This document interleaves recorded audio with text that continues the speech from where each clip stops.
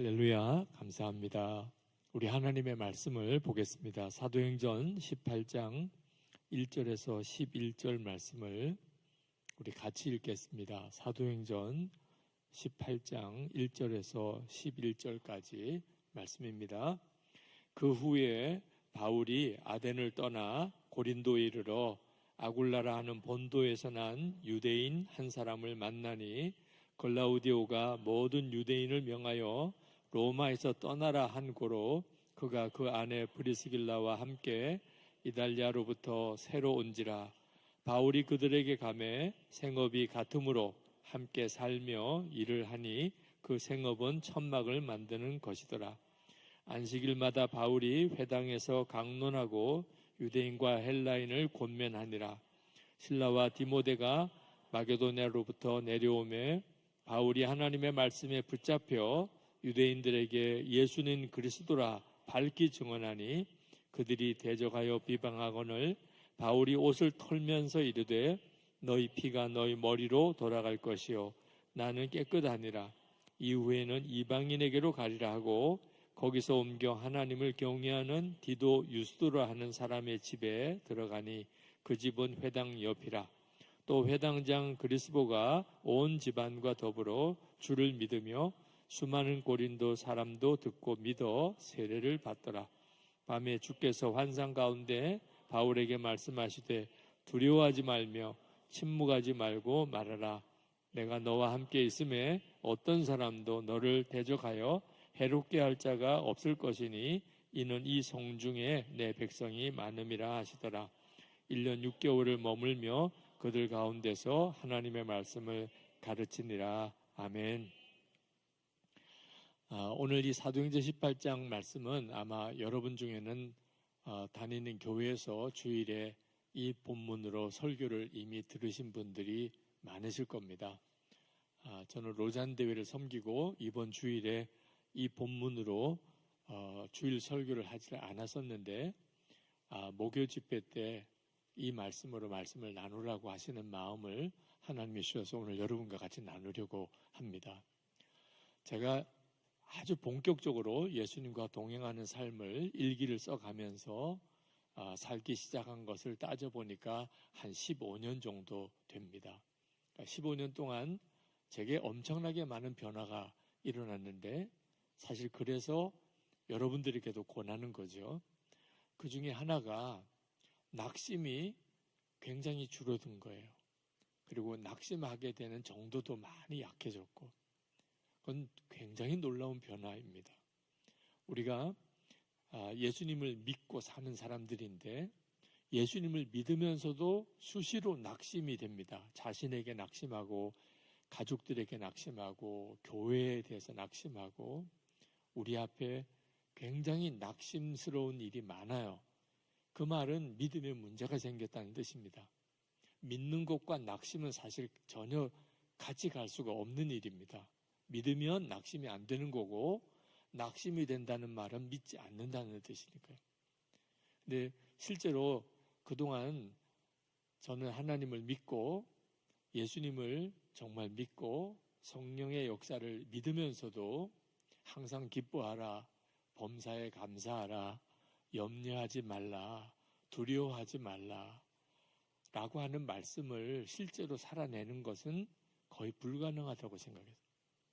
말이 안 된다고 생각했어요. 어떻게 사람이 항상 기쁠 수가 있으며 언제 모든 일에 감사할 수 있으며 염려하지 않고 낙심하지 않고 두려워하지 않으며 살 수 있냐 말이에요. 어떤 말씀이든지 그렇게 될 수 있다고 믿어져야 그게 능력인데 말씀은 참 귀한 말씀 같은데 믿어지지 않으면 아무 소용이 없는 거거든요. 믿어지지 않는 거예요. 그런데 예수님과 동행하는 삶을 살려고 애를 쓰면서 그리고 그런지 안 그런지 매일 일기로 하루하루를 이렇게 점검해 보기를 1년, 2년이 아니고 15년을 살아보니까 어느 순간에 제 안에 엄청난 변화가 일어난 겁니다. 낙심보다는 주님이 더 커진 거예요. 문제보다 내 상황과 여건보다 주님이 저와 함께 계시는 게 더 확실해진 거예요. 그러니까 뚜렷이 달라지는 것이 어떤 상황이든지 어떤 문제 앞에서든지 낙심치 않게 되고 오히려 기뻐하게 되는 일이 제 안에 일어나더라니까요. 사도 바울 같은 사람도 성경을 읽어보면 낙심했던 적이 있었음을 알 수 있습니다. 그 놀라우신 그분도, 사도 바울도 낙심했던 일이 있다는 거예요. 오늘 이 사도행전 18장에 사도 바울의 낙심이 드러나 있습니다. 자, 이런 본문을 읽으면 일단 우리 마음에 위로가 돼요. 아, 나만 그런 게 아니구나. 사도 바울도 그랬구나. 그것 자체도 참 은혜긴 은혜예요. 그런데 사실 아무 도움이 안 돼요. 사도 바울도 낙심했다는 게 내 문제를 해결해 줄 수 있는 힘이 되는 건 아니거든요. 그냥 나만 문제가 있는 건 아니구나, 이런 정도로 위로를 받는 거죠. 우리가 오늘 본문에서 정말 주목해 볼 것은 사도 바울 같은 사람도 낙심했다는 게 아니고 그가 어떻게 그 낙심에서 벗어났냐는 겁니다. 사도 바울이 그냥 오늘 본문에서 크게 낙심한 것으로 끝난 게 아니에요. 그는 낙심에서 뚜렷하게 회복합니다. 그게 놀라운 거예요. 사실 그 은혜가 오늘 주님이 우리에게 주시려는 은혜고 사실 예수 동행 집회를 하는 이유이기도 합니다. 우리가 섬기는 교회에 주일 예배도 있고 수요 예배도 있고 금요 예배도 있고 새벽 예배도 있고, 그런데 왜 굳이 목요일에 또 목요 집회를 하냐 말입니다. 예수 동행 집회를 하는 이유가 뭐냐는 거예요. 예수님과 실제로 동행하는 성도의 삶을 여기서 새롭게 도전받고 우리도 그렇게 되어보자는 거죠. 사도 바울이 고린도에 갔을 때 사도 바울의 마음은 대단히 두려웠고 떨리고 마음은 무너졌었다고 고린도 전서에 그렇게 기록하고 있습니다. 고린도 전서 2장 3절에 내가 너희 가운데 거할 때에 약하고 두려워하고 힘이 떨었노라. 사도 바울도 그랬다는 겁니다. 정확히 왜 그랬는지에 대해서는 성경이 말하고 있지 않지만 우리가 대략 넉넉히 짐작할 수가 있습니다. 사도 바울이 고린도에 가기 전에 마게도냐로 건너가서 빌립보에 갔을 때 그가 감옥에 갇히고 매를 무지하게 맞고 그랬었던 적이 있었죠. 데살로니가에 갔을 때는 깡패들을 유대인들이 동원해서 사도 바울이 깡패들로부터 또 아주 매를 맞고 수모를 당하고 겨우 피해서 베레아를 갔는데 거기에 깡패들이 쫓아와서 사도 바울을 괴롭히고, 그렇게 갔던 아테네에서 거기서는 사역의 열매가 거의 없다고 느껴졌어요. 그리고 고린도로 온 겁니다. 그러니까 사도 바울도 지칠만 했을 것 같아요. 고린도에 왔을 때 사도 바울의 마음이 두렵고 떨리고 그리고 아무것도 할 수 없을 것 같은 무기력에 빠졌을 수도 있을 것 같아요. 넉넉히 짐작이 돼요. 그래서 고린도에 가서 매우 마음이 힘들었을 때 겨우 사도 바울이 회복된 것이 브리스갈라 아굴라 부부를 만난 거, 그리고 실라와 디모데가 마게도냐로부터 고린도로 와서 합류한 것 때문에 사도 바울이 마음에 좀 회복을 얻습니다. 우리가 이렇게 함께 모이는 일이 참 중요한 것이 회복을 여기서 얻게 되기 때문입니다. 예수님과 동행하려고 하는 믿음을 가진 사람들이 함께 모일 때 오는 놀라운 영적인 회복이 있거든요. 오늘도 아마 여러분들이 그런 은혜를 받고 가게 될 거예요.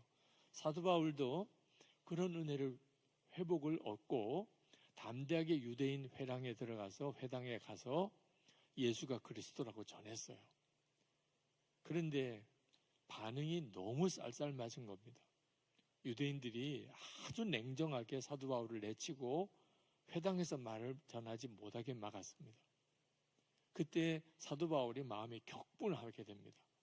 그래서 그들에게 너희 피가 너희 머리로 돌아갈 것이요 나는 깨끗하니라. 너희들은 이제 스스로 복음을 거부했으니 그러니 하나님께서 너희들을 벌하실 것이다.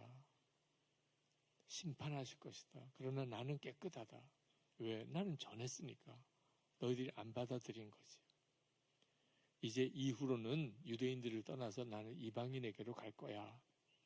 그렇게 외쳤는데 사실 이 말 속에 사도 바울의 마음에 낙심이 느껴지는 것은 저만 그런가요? 우리가 가족들과 또는 교회 안에서 갑자기 막 화를 낼 때, 말은 옳은 말인데 이렇게 화를 내는 것 자체가 이미 그 마음의 영적으로는 무너진 증상 중에 하나예요. 사도 바울이 꼭 그런 모습인 거예요. 여러분도 실제로 그런 일을 많이 겪게 되니까 사도 바울도 이랬다는 것에 대해서 마음에 조금 위로를 받을 수는 있을지 모르겠어요. 아, 사도 바울도 이랬었구나. 그런데 다시 말씀을 드리고 싶은 것이 이랬던 사도 바울의 회복입니다.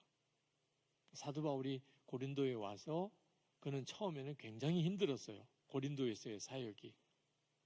그런데 주님이 그 사도 바울을 일으키십니다.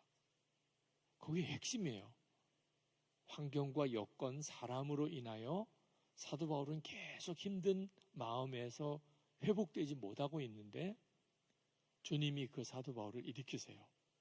9절, 10절 말씀에 환상 중에 주님이 사도 바울에게 나타나십니다. 그리고 말씀하세요. 두려워하지 말며 침묵하지 말고 말하라. 그 말은 사도 바울이 지금 그런 마음 상태에 있다는 뜻이에요. 두려워하고 그리고 나는 아무 말을 못하겠어 이제. 나는 이제 아무것도 못할 것 같아. 이제 이런 마음이었던 거예요, 사도 바울이. 근데 주님이 두려워하지 마. 침묵하지 마. 담대하게 말해.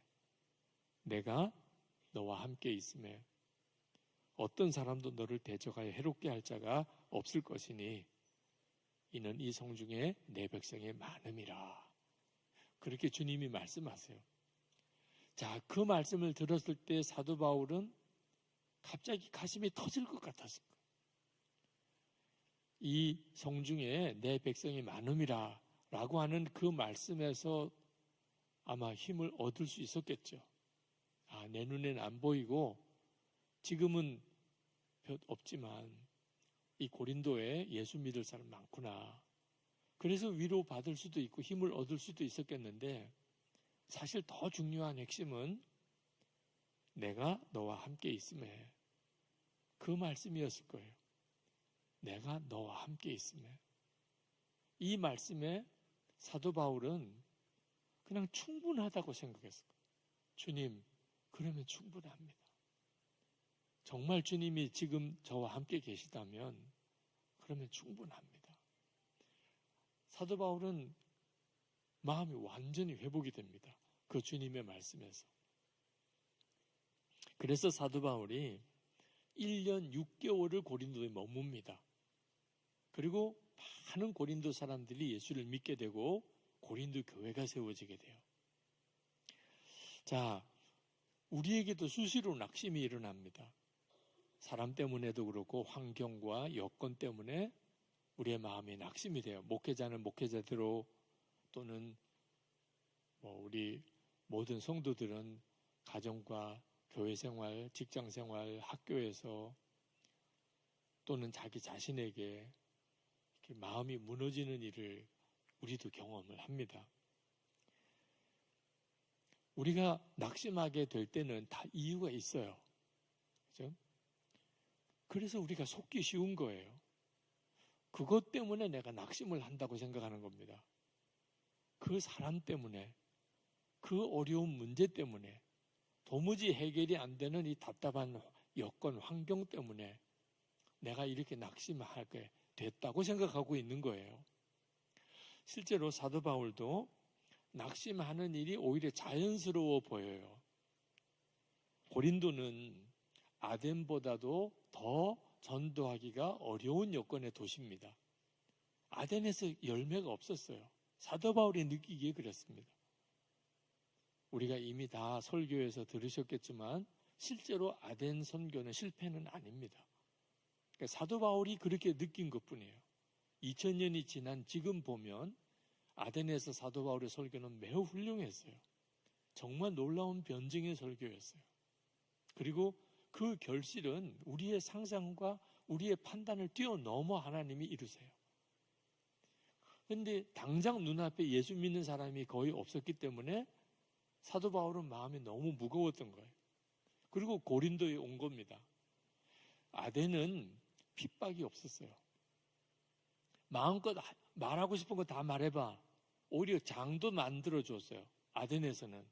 철학을 좋아하는 사람들이기 때문에 하여튼 누가 무슨 새로운 말을 하는 것에 대해서 다 귀 기울여 듣기는 했습니다. 그랬던 데가 아덴인데 거기서도 열매가 없었어요. 근데 고린도는 완전히 분위기가 다른 분위기입니다. 여기는 상업 도시예요. 그리고 굉장히 타락한 도시예요. 고린도 사람 같다는 그런 당시에 속담도 있을 정도예요. 아주 사람이 음란하고 타락한 사람을 고린도 사람 같다. 그러니까 고린도라는 도시가 어느 정도의 분위기인지 대략 짐작이 되실 거예요. 아덴에서도 안 됐는데 고린도에서는 될까? 이건 말이 안 되는 일이에요. 고린도는 여긴 더 안 되겠구나. 여기는 예수 믿을 사람이 더 없겠구나. 그런 생각이 들만한 도시가 고린도예요. 그런데 고린도에서 1년 6개월을 있으면서 많은 열매가 맺어져요. 실제로 낙심할 문제들이 아니었다는 거예요. 우리가 낙심하는 이유는 사람 때문에, 환경 때문이 아니라는 거예요. 주님을 바라보는 눈이 뜨이지 않아서 그런 거죠. 고린도가 아덴과 달랐던 점이 사도 바울이 직접 주님의 음성을 듣습니다. 주님이 사도 바울에게 환상 중에 나타나셔서 분명하게 말씀하세요. 두려워하지 마라. 침묵하지 마라. 이 성에 내 백성이 많다. 그러니까 사도 바울이 엄청난 힘을 얻게 된 거예요. 그래서 완전히 아덴과는 다른 분위기에서 장기 사역을 거기서 할 수 있었던 거죠. 우리도 환경 여건 어려워서 우리가 마음 무너진 거 아니라는 거예요. 지금 현재 여러분 중에 만약에 마음에 낙심이 있는 사람이 있다면 절대 속지 마세요. 사람 때문 아니에요. 여러분의 환경과 여건이 어려워서도 그런 게 아닙니다. 여러분이 실제로 주님과 인격적인 만남, 주님이 여러분에게 직접 하시는 말씀을 여러분이 듣지 못하니까 여러분이 그 어려움을 이길 힘을, 믿음의 힘을 얻지 못한 거예요. 그러니까 다 힘들고 답답해 보이는 겁니다. 형편이 좋아서 신앙생활 잘하고 형편이 어려워서 마음이 무너지는 거 아닙니다. 절대로 속으면 안 돼요. 요즘 제 안에 일어나는 계속되는 질문이 있어요. 그것은 뭐냐면 나는 죽고 예수로 사는 게 십자가 복음인 것도 알고 예수님이 내 마음에 계시다는 것도 믿는데도 낙심에 무너지고 은밀한 죄에 또 빠져드는 이유가 뭘까? 그런 분들이 많아요. 예수님이 마음에 계신 것을 정말 알기만 하면 누가 죄 지을 사람이 있겠어? 그게 믿어지면 누가 죄 지을 사람이 있겠어? 예수님이 함께 계시는 것을 알면 낙심할 사람이 누가 있겠어? 처음에는 그랬는데 분명히 복음을 모르는 것도 아니고 예수님이 마음에 계시다는 것을 믿는데도 무너지는 거예요. 그럼 이건 도대체 왜 그런가 하는 거예요. 여러분, 사도 바울은 아덴에서 왜 마음이 무너졌을까요? 예수님이 사도 바울 안에 계신 것을 사도 바울이 그때는 몰랐을까요? 알고 있었어요. 주님이 자기와 함께 계시고 성령께서 자기를 이방인의 선교로 내보내셨다는 것을 사도 바울이 분명히 알고 있었어요. 그런데도 아덴에서 마음이 무너지는 일이 생겨요. 아덴에서의 사도 바울의 사역을 가만히 읽어보면 주님이 고린도에서처럼 아덴에서 사도 바울에게 말씀하시고 역사하셨다는 기록이 안 나옵니다. 그러니까 믿기는 했어요. 예수님이 지금도 나와 함께 계시다. 사도 바울이 아덴에서도 믿었어요. 그렇지만 마음에 낙심이 되는 것이 현실이에요. 제가 예수 동행 운동을 하고 예수 동행 집회를 이렇게 하게 되는 이유가 바로 거기에 있는 거예요. 아는 것으로만 해결되는 게 아니라는 겁니다. 우리가 오늘도 이렇게 예수 동행 집회에 목요일 저녁에 함께 모이는 이유는 하나님의 놀라우신 계획이 있어요. 여러분, 고린도에서 사도 바울이 처음에 마음이 힘들고 두려워하는 것을 여러분의 눈으로 보기에 어떠세요? 사도 바울 그렇게 낙심할 필요 없어요. 아마 여러분이 2000년을 건너서 시간 여행을 해서 사도 바울에게 만약에 갈 수 있다면 아마 여러분은 사도 바울을 만나서 낙심하지 마세요. 저 2000년 지난 그 한국에서 왔어요. 사도 바울 당신은 지금 못 보지만 2000년 동안 엄청난 일이 벌어졌어요. 전 세계 모든 사람들이 예수를 믿고 이제는 뭐 유대인이냐 이방인이냐 그런 생각할 수 있는 세상이 아닌 세상이 됐어요. 오히려 우리가 유대인들 그들도 이제 예수 믿고 주님이 다시 오실 것이라고 하는 약속을 의지해서 우리가 기도하고 있을 정도예요. 지금 고린도에서 쉽지 않으시겠지만 사도 바울 걱정할 필요가 하나도 없어요. 여러분 다 그렇게 이야기할 거예요. 우리 눈에 보기에 사도 바울의 낙심은 사실은 정말 어처구니 없는 일인 거죠. 근데 여러분 아십니까? 똑같이 지금 우리가 바로 그런 말씀에 귀를 기울여야 돼요. 히브리서 12장 1절에 우리에게 허다에 많은 증인들이 있다고 그랬어요. 지금 우리 눈에는 보이지 않지만 하나님의 나라에서 우리보다 먼저 믿음으로 살았던 그런 증인들이 우리를 내려다보고 있어요. 여러분들이 지금 가정에서, 교회에서, 학교에서, 직장에서 여러분들이 믿음으로 사는 일에 대해서 좌절을 느끼고 여러분에게 뭔가 답답한 문제 때문에 안타까워할 때 그 허다에 많은 증인들이 2000년 지난 우리가 그 사도 바울에게 가서 그렇게 말해주는 것과 똑같은 말을 하고 있을 거예요. 낙심하지 마. 두려워하지 마. 절대로 여기서 포기하지 마. 아마 거기에는 사도 바울도 계실 거예요. 네. 사도 바울이 지금 여러분에게 개인적으로 정말 그렇게 말하고 있을 거예요. 여러분, 정말 우리에게 지금 필요한 것은 허다에 많은 증인들이 정말 우리를 보고 있다는 사실과 예수님께서 우리에게 사도 바울에게 하신 것처럼 그렇게 말씀하시는 역사가 일어나는 거예요. 그게 지금 우리에게 필요한 겁니다. 안타까운 것은 이런 역사가 한순간에 나에게 어떤 놀라운 사건을 통해서 일어나게 되기를 기다리고 있다는 거예요. 많은 그리스도인들이. 목사님 정말 목사님 말씀이 100번 옳습니다. 저 오늘 좀 들었으면 좋겠어요. 정말 내 안에 계시면 나에게 분명히 말씀하시는 그 사건을. 사도 바울에게 주님이 환상 중에 나타나셔서 두려워하지 마. 침묵하지 마. 내가 너와 함께 있어. 나도 오늘 좀 그런 말씀을 좀 들으면 좋겠어요. 아마 그런 분들 오늘 여기 많으실 거예요. 실제로 2000년 기독의 역사를 통해서 그런 역사들이 계속 일어났어요. 많은 간증이 있어요. 주님을 만난 체험, 주님의 음성을 들은 체험. 그래서 사람의 인생이 바뀐 놀라운 체험들이 실제로 기독교 역사 중에 계속 일어났어요. 근데 여러분 한 가지 아셔야 돼요. 그런 사람보다 그런 경험 한 번도 못 해본 사람이 비교할 수 없이 많다는 거예요. 오늘도 한번 여기 손들어 보라고 하면 주님의 음성을 들었고 주님을 만났던 사람 한번 손들어 보라고 제가 해보고, 한 번도 못 들은 사람, 주님 만나본 경험이 없는 손들어 보라고 어느 쪽이 많을까요? 전혀 주님을 못 만났다는 사람이 거의 대부분이에요. 그러니까 어느 한순간에 기적과 같은 체험을 여러분 자신에게 하나님이 계획하셨을 것이라고 생각하지 않는 게 그게 중요해요. 분명히 하나님은 그렇게 역사하실 수 있어요.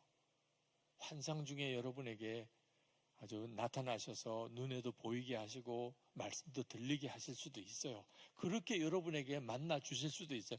그러나 꼭 그런 방법을 쓰실 필요가 없다는 거예요. 오도코 목사님이라는 분이 교회 주인은 사람이 아니다, 그런 책을 쓰셨는데 그 책 속에서 이런 재미있는 질문이 나옵니다. 여러분, 교회 오래 다닌 사람이 더 교만할까요? 교회 처음 나온 사람이 교만할까요? 교회 오래 다닌 사람들이 주로 더 교만해요. 너 언제 교회 나왔어? 너 언제부터 예수 믿었어? 여러분, 교회 헌금 많이 한 사람이 교만할까요? 헌금 못한 사람이 교만할까요? 헌금 많이 한 사람이 교만해요. 아유, 헌금도 못했으면서 뭐. 그런 마음이 슬쩍. 자, 그러면 참 이상하잖아요. 신앙생활 오래 할수록 영적으로는 더 문제가 생긴대. 헌신을 많이 한 사람이 오히려 영적으로 더 문제가 생긴다는 말이잖아요. 이게 안타까운 거예요. 왜 이런 일이 벌어지는 거죠? 교회는 오래 나왔는데 헌금도 많이 했었는데 실제로 주님이 함께 하시고 그렇게 주님이 함께 하시는 그 주님을 알고 계속 주님을 만나고 주의 음성을 듣는 삶은 없었다는 거예요. 그냥 교회 나온 연수가 길어진 거고, 그래서 또 헌금할 기회가 있어서 헌금도 많이 했었던 거지, 실제로 주님을 바라보고 주님의 말씀을 듣는 그런 생생히 주님과 동행하는 삶은 아니었기 때문에 신앙생활을 오래 한 것이 그만 교만거리가 되어버린, 오히려 영적으로 굳어져 버린 거예요. 자, 한번 생각해 봅시다. 우리는 계속 어떤 놀라운 체험을 기대하고 사도 바울처럼 나도 그렇게 주님을 만났으면 좋겠다, 그렇게 생각하는데, 여러분, 주님께서 사도 바울에게 하신 것과 지금 우리에게 하시는 것이 다르실까요? 많은 분들이 그렇게 생각해요. 목사님, 달라요. 성경을 읽어보면 주님은 사도 바울에게는 너무나 분명하게, 너무나 자주, 너무나 구체적으로 그렇게 말씀하셨네요. 근데 저에게는 그렇게 하지 않으세요. 그래서 문제가 생기는 거예요. 그래서 한순간에 놀라운 사건을 자꾸 기다리는 거죠. 사도 바울에게 말씀하시는 거나 지금 저나 여러분에게 말씀하시는 주님의 역사는 동일해요. 전혀 다르지가 않아요. 요한복음 10장 27절에 내 양은 내 음성을 들으며 나는 그들을 알며 그들은 나를 따르느니라. 주님은 당신의 양인 성도를 음성으로, 말씀으로 인도하세요. 약속하신 거예요. 그래서 사도 바울에게도 그렇게 하신 거고 지금 우리에게도 그렇게 하고 계신 거예요. 한 번은 금년 성령 집회 때 이 집회가 다 마치고 기도를 받으러 나오시는 분을 기도해 드리는데 어느 한 분이 막 철철 울어요. 그래서 기도 제목이 뭐냐고 그랬더니 자기는 찬양 사역자래요. 그런데 자기는 위선자래요. 찬양할 때도 기도할 때도 나는 솔직히 전혀 믿음이 없는 사람입니다. 지금 이렇게 기도를 받으러 나온 지금도 나는 위선자입니다. 그러면서 펑펑 우는 거예요. 그는 찬양 사역자이지만 습관적인 죄, 은밀한 죄에 계속 무너지고 있었어요. 그게 그 사람의 마음을 엄청나게 힘들게 하고 있었어요. 근데 저는 그분을 이렇게 만나서 짧은 시간 기도하기 전에 잠깐 나누는 대화였지만 저는 그분 안에 주의 역사하심이 보였어요. 그는 기도 받으러 나올 때도 계속 마음에 갈등이 있었대요. 너는 위선자야. 너는 거짓말쟁이야. 여러분, 그건 완전히 마귀의 소리예요. 마귀가 계속 그에게 그렇게 말하고 있는 거야. 너 위선자야. 너는 믿음도 없으면서 그렇게 나와서 찬양 인도도 하고 너는 실제로 그렇게 믿지도 않으면서 그렇게 가사를 그런 엄청난 고백적인 가사로 찬양하고 넌 완전히 가짜야. 그런데 저는 그 형제 안에 역사하시는 주님이 보이더라고요. 나는 위선자입니다. 나는 거짓말쟁이입니다.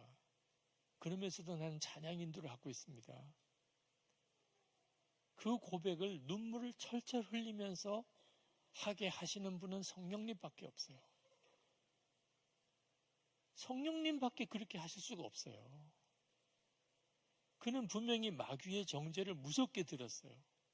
기도하러 나올 때까지도 그는 주저앉게 만드는 악한 영의 역사를 그가 너무나 강하게 느끼고 있어요. 왜? 습관적인 죄, 은밀한 죄에 빠져 있었으니까. 그런데 그는 나왔어요. 그리고 펑펑 울면서 자기도 영적인 회복을 얻게 해달라고 기도 부탁을 하는 거예요. 그 누가 하는 거예요? 성령께서 그렇게 하십니다. 그는 분명히 비참한 모습이에요. 그런데 또 놀라웠게 그는 주의 역사를 받고 있는 거예요. 사도 바울은 그런 거 아닙니다. 이방인들을 위해서 목숨을 걸고 복음을 전했던 사도 바울에게 주님이 말씀하시는 거야 당연하겠지. 맞아요. 그런데 은밀한 죄, 습관적인 죄에 매여서 가증스럽게 나가서 찬양 인도하는 그 사람에게도 주님은 동일하게 역사하고 계신 거예요. 본인이 그것을 분별을 못하고 있을 뿐이죠.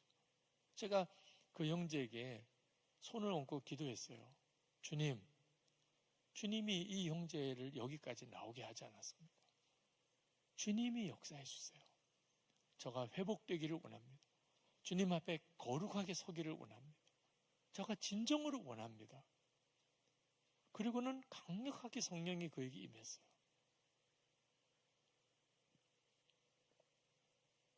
여러분, 그렇다면 사도 바울과 우리 사이에는 무슨 차이가 있는 거죠? 주님은 사도 바울에게도 우리에게도 동일하게 역사. 여기에 있는 사람 중에 한 사람도 예외가 없어요. 오늘 여러분을 여기에 인도하시는 분은 주님이시거든요. 주님의 인도를 안 받고서야 오늘 여기 올 사람이 누가 있습니까? 사도 바울에게는 말씀하시고 내게는 말씀하지 않으신다. 그건 완전히 속는 거예요. 사도 바울과 우리 사이에는 그러면 뭐가 차이가 있는 거죠? 믿음이 다른 거예요. 믿음이. 사도 바울이 갈라디아서 2장 20절에 이렇게 말씀합니다. 내가 그리스도와 함께 십자가에 못 박혔나니 그런즉 이제는 내가 사는 것 아니요 오직 내 안에 그리스도께서 사시는 것이다. 이제 내가 육체 가운데 사는 것은 나를 사랑하사 나를 위하여 자기 자신을 버리신 하나님의 아들을 믿는 믿음 안에서 사는 거죠. 사도 바울은 자기가 예수님과 함께 이미 죽었음을 알았어요. 그리고 자기 안에 예수님이 사시는 것을 그가 알았어요. 그리고 그때부터 그는 이제부터 내가 사는 것은 예수님을 믿는 믿음으로 사는 거다. 그렇게 고백합니다. 사도 바울이 주님의 정확한 인도하심을 계속 그렇게 받을 수 있었던 이유는 믿음 때문이에요. 하나님께서 만약 우리에게 성경을 많이 읽고 난 다음에 그 다음에 주님의 인도를 받으려고 생각해라. 그러면 오늘 여기서 상당히 많은 수는 떨어져 나가야 될 거예요. 너 적어도 40일 금식기도는 한번 하고 그러고 난 다음에 주님의 말씀 들을 생각을 해. 그러면 아마 여러분들 중에 거의 대부분 다 떠나갔을 거예요. 만약에 여러분에게 적어도 신앙의 한 3대 정도는 돼야지 이제 겨우 이제 첫 믿음으로 뭘 놀라운 것을 기대해. 아마 이랬으면 또 아마 여러분 중에 마음 무너지는 사람도 많았을 거예요. 신학 지식이 필요하다든지 주님이 우리에게 뭔가 거룩한 헌신을 필요로 한다든지 다른 어떤 것을 요구하셨다면 아마 우리 중에 아마 상당히 많은 분들은 아마 이 자리에서 떠나갈지 모르겠어요. 근데 주님이 우리에게 요구하신 것은 믿는 거 하나예요. 믿는 거. 할렐루야. 믿는 거 하나밖에 없는 거, 믿는 거. 아니, 주님이 사도 바울이나 우리에게나 역사식은 동일하세요. 그런데 다르게 느껴지는 이유는 하나밖에 없어요. 사도 바울의 믿음과 우리 믿음이 다른 거예요. 근데 그 믿음 하나만 요구하신다는 게 얼마나 놀라운 복음인지 몰라요. 믿기만 하면 된다는 거예요. 믿기만 하면. 어떤 사람은 믿으라는 게 부담된대요. 목사님, 그게 너무 어려워요. 믿는 게 너무 어려워요. 물론 정말 그 영적인 눈이 뜨여질 때까지는 그렇게 생각이 들 수도 있어요. 믿는 게 더 어려워. 안 믿어지는데 믿어야 되는 것. 근데 여러분 정말 기억하세요. 주님이 우리에게 믿으라는 것은 주님이 해주신다는 것을 믿으라는 거예요. 아니, 여러분, 낙심한 사도 바울이 한 일이 뭐가 있습니까? 낙심한 사도 바울이 고린도에서 마음이 낙심이 됐어요. 두려워요. 여기서는 안 되겠어. 예수 믿을 사람 없을 것 같아. 사도 바울은 그러고 있었다니까요. 근데 그 사도 바울을 회복시키신 분은 주님이신 거예요. 주님이신 거예요. 그걸 믿으라는 거예요. 주님이 하신다는 거예요. 여러분들을 다시 회복시키실 분도 주님이세요. 그걸 믿으라는 거예요. 여러분을 은밀한 죄에서 이기게 하실 분, 다시 기도를 회복시키실 분, 여러분 안에 영적인 충만함을 다시 일으키실 분, 주님이시라는 거예요.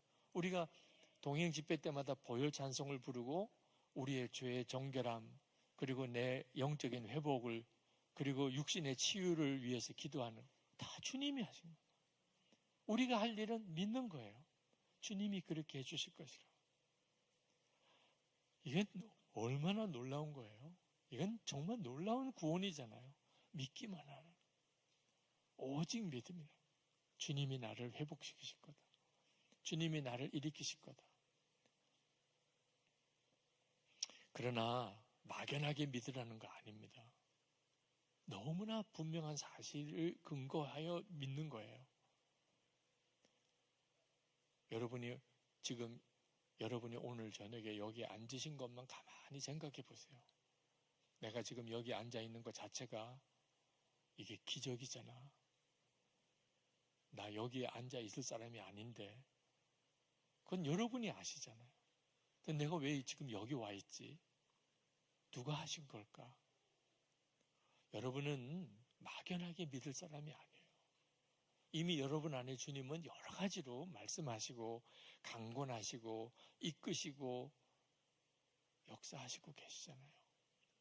그냥 그걸 정말 이렇게 하시니까 주님이 나를 완전히 세우시겠구나. 나를 다시 일으키시겠구나. 승리하게 하시겠구나.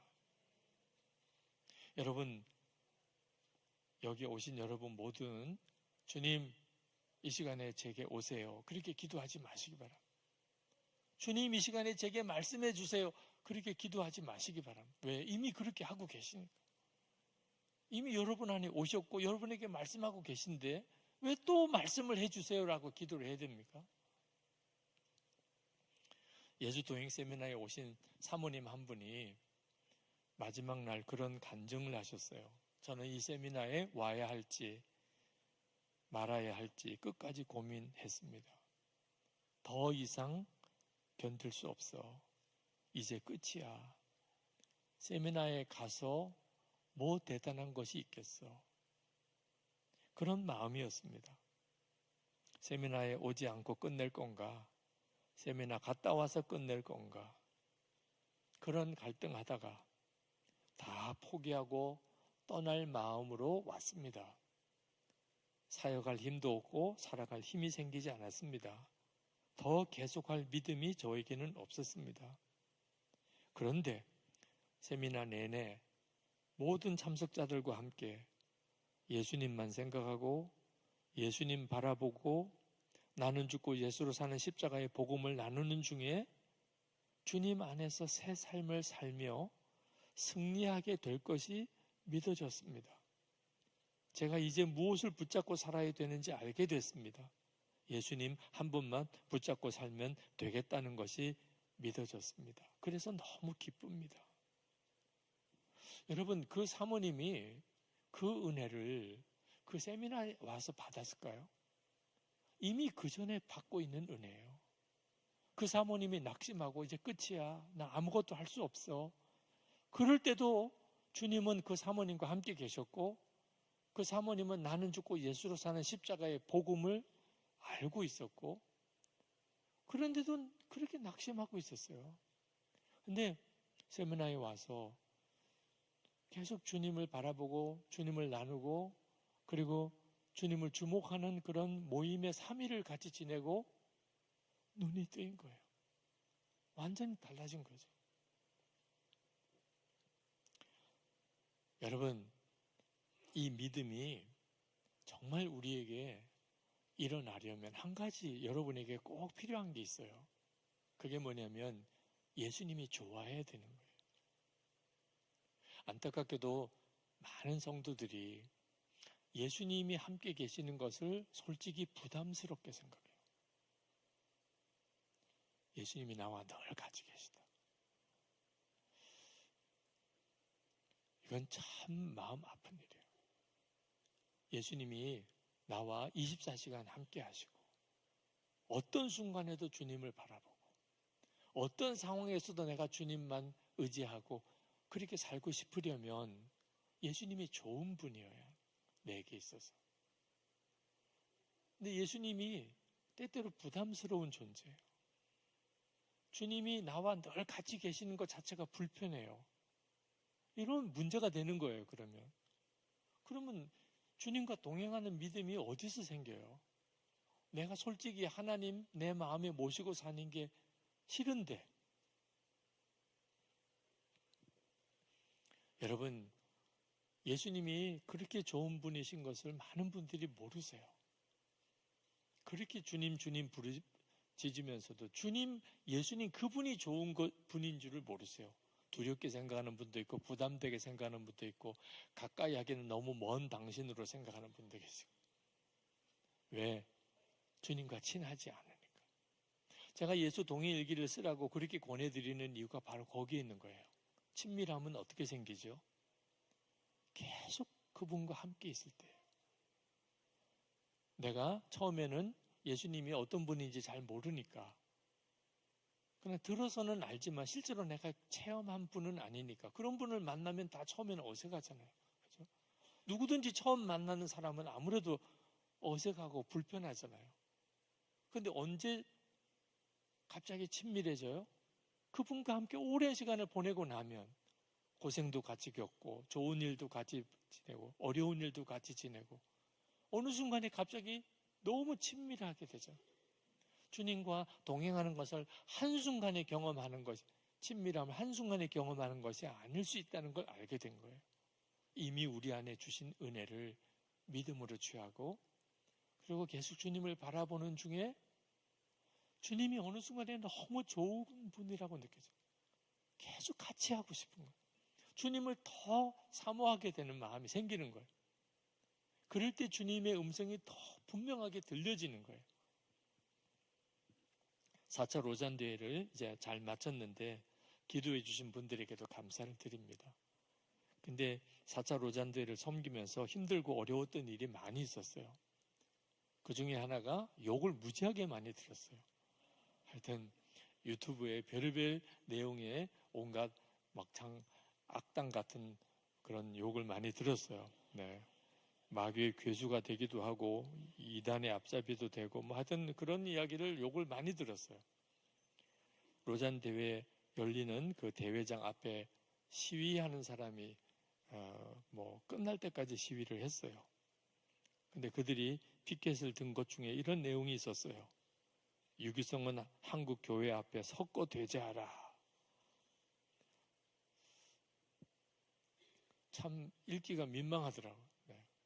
그것도 모든 사람이 다 보는 앞에, 그것도 해외에서 온 5천 명이 넘는 전 세계 복음주의권 대표, 그 사람은 제가 뭐 유기성이 누군지도 모르고 한글로 썼기 때문에 제대로 읽지도 못했을 것 같긴 하지만 하여튼 그 많은 사람들 앞에 유기성은 한국 교회 앞에 섰고 되제하라.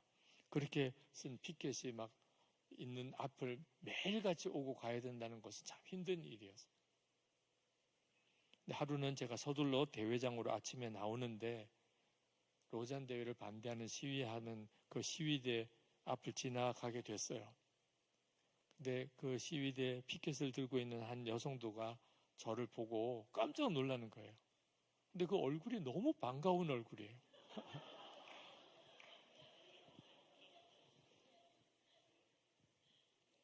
근데 그 옆에 유기성은 한국교회 앞에 섰고 되지하라 그런 피켓이 있어요. 너무 저도 혼란스러워요. 이분이 왜 저를 이렇게 좋은 얼굴로 반가워하나. 그러면서도 왜 여기서 이렇게 또 시위는 또 하시나. 도무지 저로서도 혼란스러웠어요.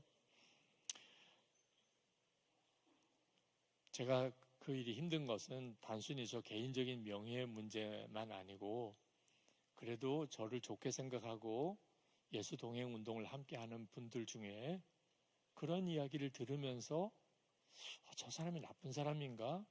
그렇게 마음이 흔들리는 이들이 있다는 것을 들었기 때문에요. 그게 너무 안타까운 거죠. 근데 기도하면서 하나님께서 제 안에 마음의 회복을 주셨어요.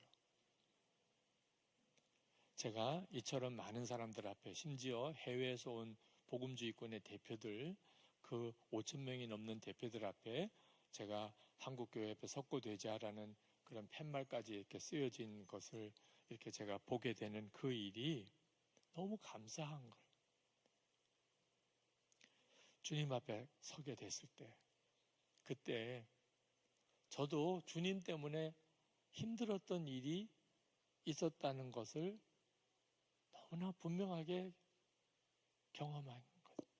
주님 앞, 주님도 아실 거잖아요. 그렇죠? 주님 때문에 저도 힘들었던 순간이 있었던 것이 너무 감사한 거예요. 그래서 그 팻말을 사진 찍고 싶었어요. 네. 근데 안 했어요. 네. 너무 좋아한다고 생각할까봐. 너무 좋아한다고 생각할까봐. 이것도 절제하자. 네. 제가 이런 마음이 생기게 된 것이 지난 한 15년 동안 계속 주님을 바라보려고 했던 삶의 결과 같아요.